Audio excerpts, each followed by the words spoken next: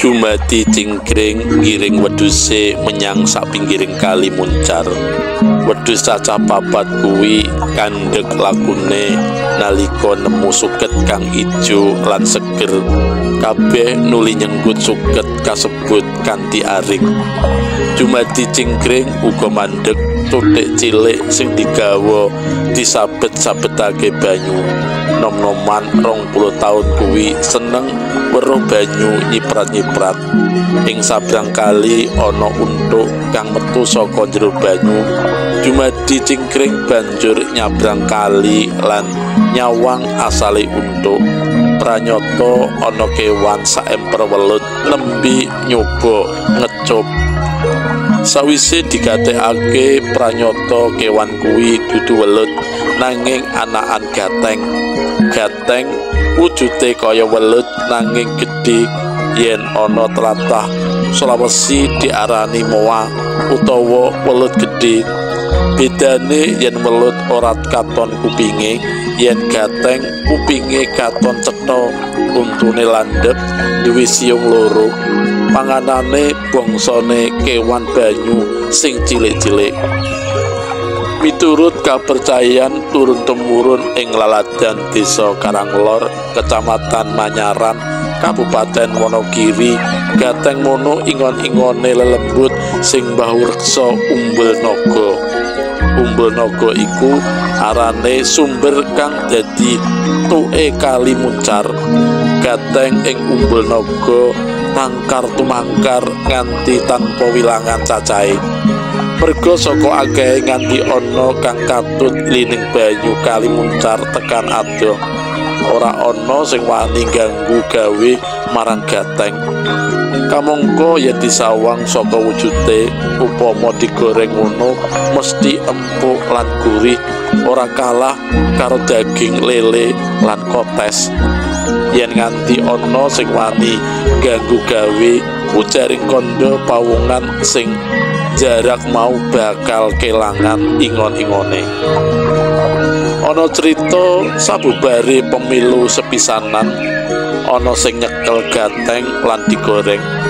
Isuke sapine cacah loro padha mati ora genah jalarane.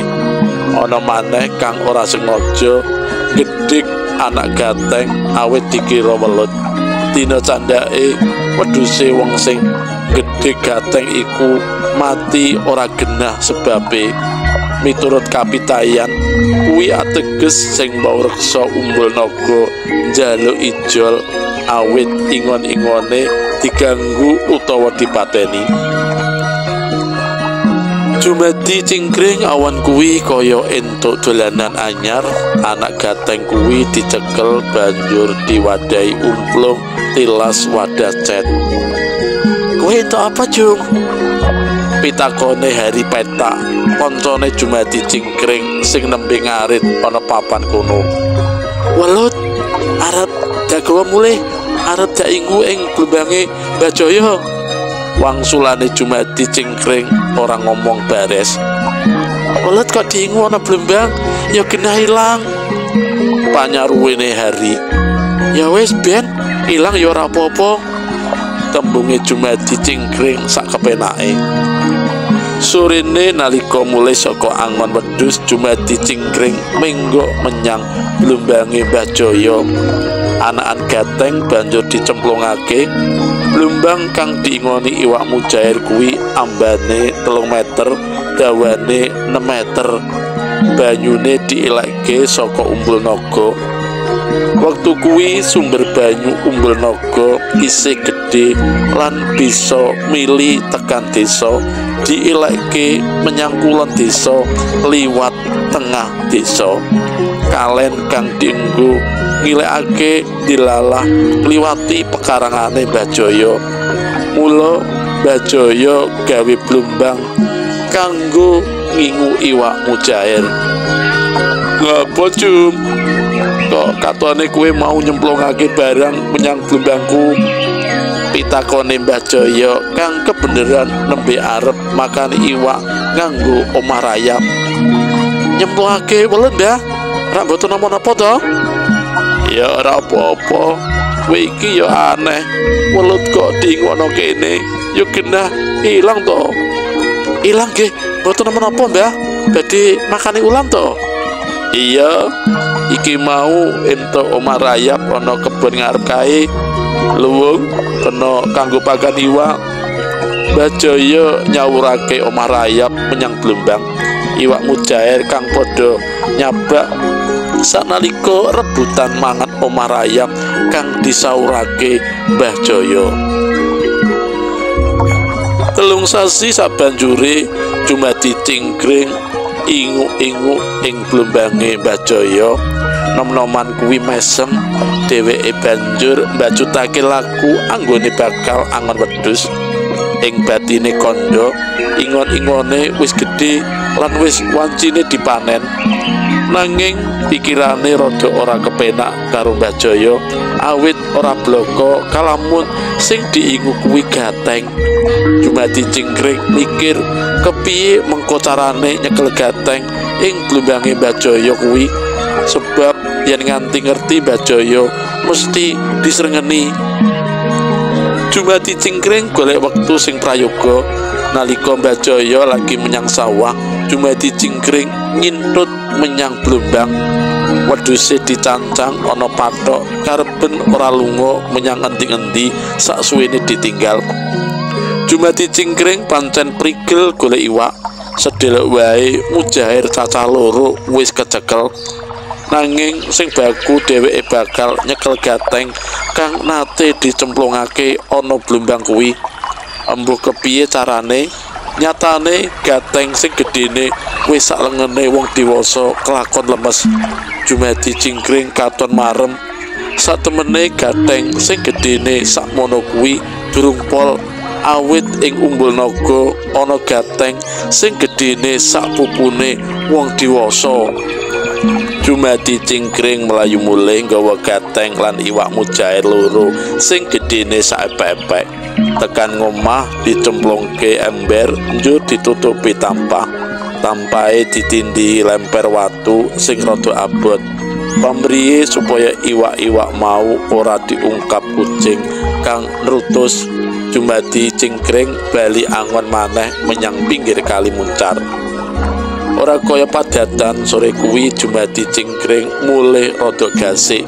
Tekan ngomah nglebokake wedhus menyang kandang, banjur enggal-enggal mbeleh gateng lan iwak mujair cacah loro.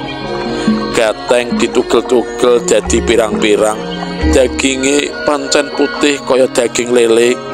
Mujair loro amung diresiki sisike lan dibelek tengah. Sawise resik, daging gateng lan mujair ditus sedelok ana jero tumpu, nuli diseleh ing pogo sisih dhuwur. Jumadi Cingkring kuwatir kucinge kang aran cemplun ngonangi ambu amis ing pawon. Mula tumpu cilik kuwi ditutupi kanthi rapet. Sir Jumadi Cingkring ngrasakake ujug-ujug awake merinding, nanging ora digagas. Dheweke enggal gawe bumbu kanggo gateng lan mujair sing bakal digoreng. Bawang, tumbar lan uyah wis diulek lembut, diwenehi banyu sethithik, diudhak nganti rata. Gateng lan mujair diblonyoti bumbu kuwi, dinengake sedelok karo ngenteni bumbune rumesep. Jumadi Cingkring cethik geni nganggo blarak, geni wiwit murup. Wajan lemah diseleh dhuwur lewengan kang genine mulat-mulat. Tingak-tinguk goleki wadah lenga kletik. ketemu wadahe nanging isine kothong blong. Nyoba ditus dening Jumadi Cingkring nanging mung ana 5 tetes. Jumadi Cingkring genti goleki wadah jelantah, anggone goreng mung nganggo jelantah. Arep goreng apa, Jum? Kok gupuh banget awakmu? Pitakone simboke kang mentas mulai saka ramban bayung ing kebon. Lele karemu jan, Mbok. Mau entukku ngau ing Kali Muncar pasangan wedhus. Wangsulane Jumadi Cingkring goro. Sego tiwul dicampur sego putih setitik, isih kemebul ana dhuwur iyan, dipindah menyang tampah. Jumadi Cingkring mangan linta-lintu kanthi doko banget. Sawise wareg banjur ngelenggak banyu gendi, unjal napas landung, ngrasakake nikmat kang tanpa upama, marep tenan. Mengko bengi tirakatan bersih desa ana omahe Pak Bayan. Teko ya, Le? Ujare simboke. Iya, Mbok. Ora mangan dhisik, Mbok. Lelene enak lho, Mbok. Jumadi Cingkring jarak simboke. Halah, wis kono entekno. Apa hari pedak ora kok kandhani yen kowe entuk-entukan? Ora usah dikandhani, mengko rak mara mrene wong irunge rak padha karo irunge cemplun kucing awake dhewe. Simboke Jumadi Cingkring pancen salawase ora nate mangan daging apa wae, nanging ragane malah waras, ora lemu nanging katon kiyeng, resik lan ora nate masuk angin. Sing disenengi amung mangan gudangan utawa pecel.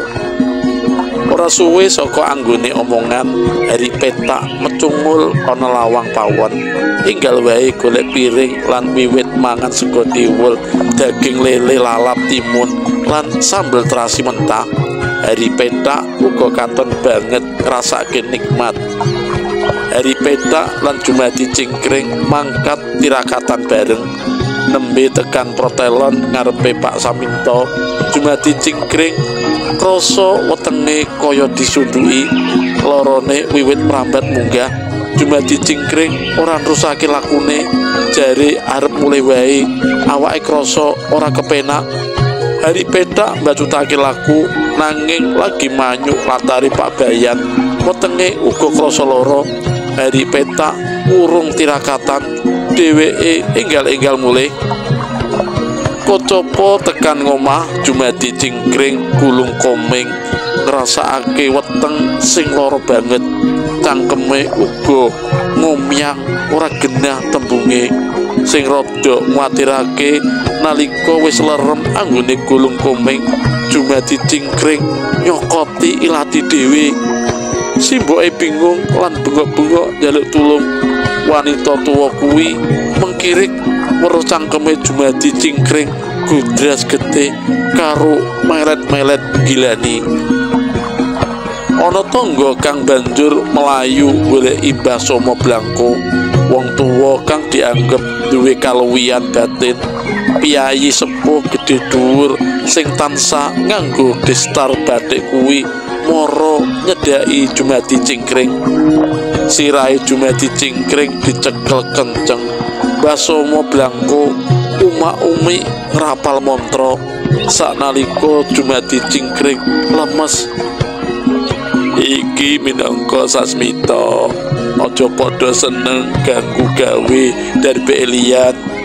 Upama kepingin samubarang luwih becik kandha walaka, yen njaluk mesti diwenehi. Tembunge Mbah Somo Blangko kanthi samudana. Wong tuwa kuwi satemene ngerti kalamun Jumadi Cingkring wis mangan gateng. Mbah Somo Blangko uga diundang menyang omahe Hari Petak, lan Hari Petak uga kasil dileremake anggone nyokot ilate. Kanoman kuwi uga banjur lemes lan turu.